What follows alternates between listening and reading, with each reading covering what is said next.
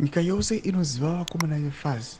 Vanozivikanwa nenyika yese kuti ndo vakomana vanokanganisa kubudirira kwenyika. Vanokanganisa kupiko?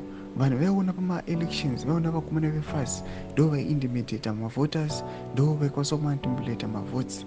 Panapa pane chitiko chinoitika chinoonekwa chinoexposa kuti vakomana vekuzwa intelligence vari kutaura mashuku ekuti aiwa FAZ yabva yadhamba the regime, yadhamba mutungamiri wenyika. Saka kuna mashoko anoda nyoko panapa nevakomana vekuzwa vachiona kuti aiwa FAZ yajamuka, yazvimisa. Ndobva subscribe like turn on the bell icon. Tinopaenda kuzonyora chiti breaking news. Children of Zimbabwe Veterans Association sources within FAZ have confirmed that the association is down to an ED over his 2030 bid. FAZ is a pro-ZANU-PF group of unemployed volunteers who are administered by CIO. Their duties involves managing database, engaging with the voters, and relaying party messages.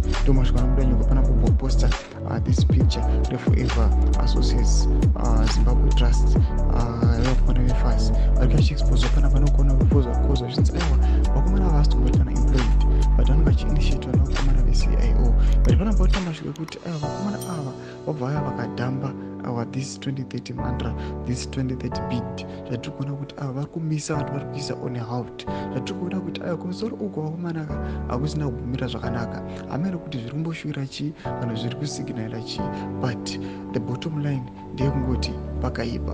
Kuti mafunguro enyu muri kudii pamusoro pechitiko ichi chatiri kuona kuti aiwa nyika yeZimbabwe panguva ino nyika yatasana nesuccession. Aiwa njuka dzinaumira muzvibhina comment section yedu. So subscribe or like and turn on the bell icon.